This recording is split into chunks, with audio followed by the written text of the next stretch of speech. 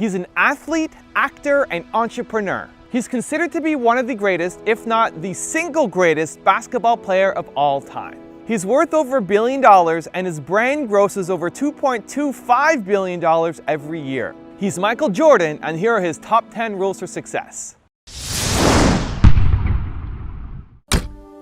Every day, the first person there before the sun would be Jordan. And he was there because he wasn't good. He would work with a batting instructor and work all day long and be the last person to leave every night also. I asked him what it was like for him in the morning. And Jordan said, I get up before the sun comes up and I make myself some breakfast by myself. He was down there alone. And I get in the car and I'm driving to spring training and there's no one really out on the roads yet. And I look at the seat next to me and I see my dad. And I talk to him.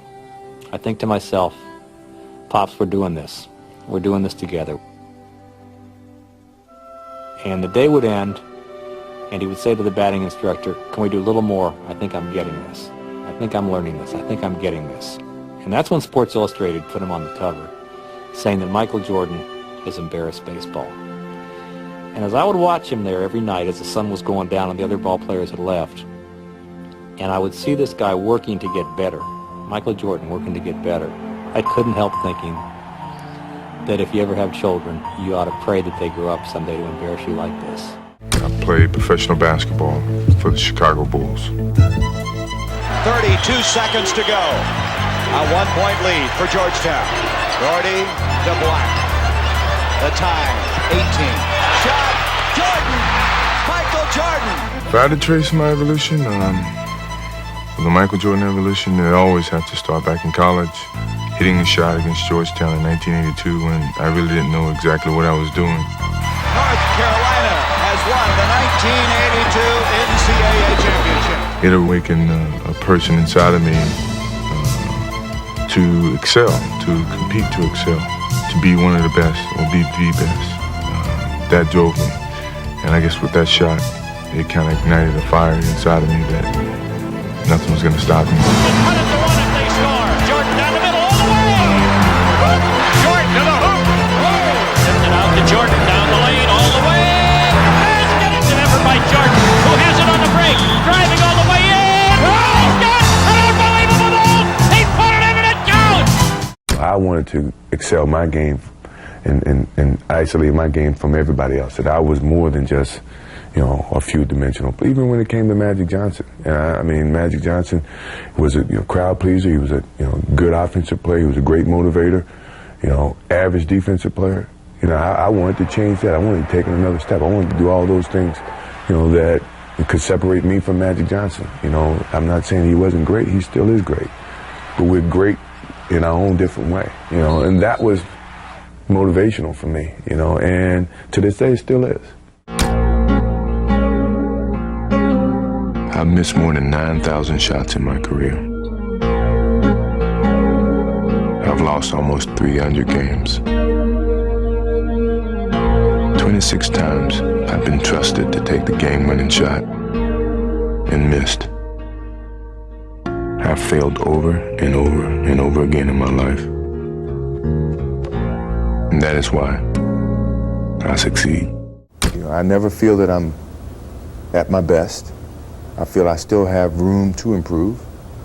I still set goals for myself to strive for. I'm never complacent with what I've achieved. Even though it's been very successful for me, I still feel I have a lot to prove, not just as a player, but as a person, as a father, to some extent, as a role model, in all aspects. So I'm never really too complacent with myself or with what I've achieved. When I get to a point where I feel I can improve as a player, I walk away from the game. I still feel that I have a plateau that I hadn't reached yet in terms of my skills or my expectations of myself. I'm always going to expect myself to do certain things or surpass certain things. As long as I believe that, then my road to success is going to continue to expand. Sports is a tool that teaches you know, and it teaches you bad things. It can also teach you good things. It's how you perceive those things. I've looked at every experience that I've had, negative and positive, and taken that as a positive. You know, if I wouldn't change anything because I think it would alter some of the other things that happened. You know, so when I look back, I can't say that I've had any bad things happen. Sure, I mean, you don't want bad things to happen, but you deal with bad things. You can't have good or without bad. It's not about the shoes.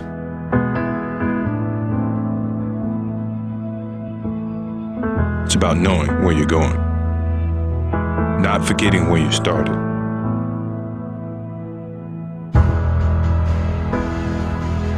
It's about having the courage to fail, not breaking when you're broken, taking everything you've been given and making something better. It's about work before glory, and what's inside of you is doing what they say you can't. It's not about the shoes. It's about what you do in them. It's about being who you were born to be. You know, we are old, and sure, we're tired. It's been a long season, but mentally, we have a vision. We have a finish that we have to attain. You know, and sometimes you have to do it when you're old and you're tired.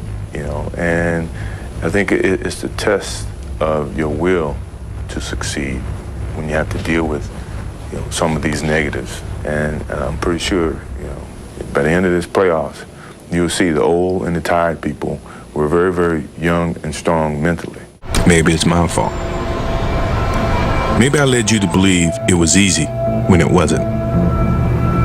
Maybe I made you think my highlights started at the free throw line and not in the gym.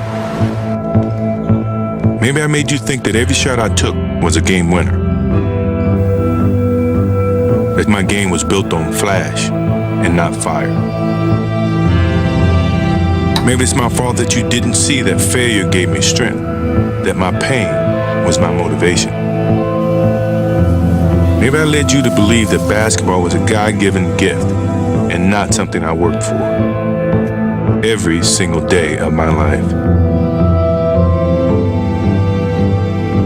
Maybe I destroyed the game. Or maybe you're just making excuses. The Bulls can win it right here. The Bulls can win it. Unbelievable. 13 seconds left. Jordan left side. I practice as if I'm playing in a game. So when the moment comes in the game, it's not new to me. That's the beauty of the game of basketball. That's the reason why you practice. That's the effort. So when you get to that moment, you don't have to think. Instinctively, things happen. Jordan a drive.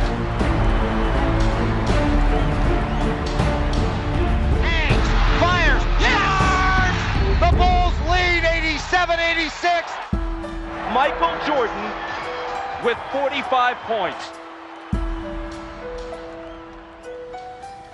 You know, I think it was a very defining moment of what my career was in Chicago. The Chicago Bulls have won their 6th NBA championship.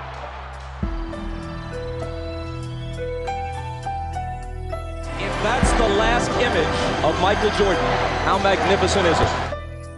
Thank you so much for watching. I made this video because Ronaldo asked me to. So if there's a famous entrepreneur that you want me to profile next, leave it in the comments below and I'll see what I can do.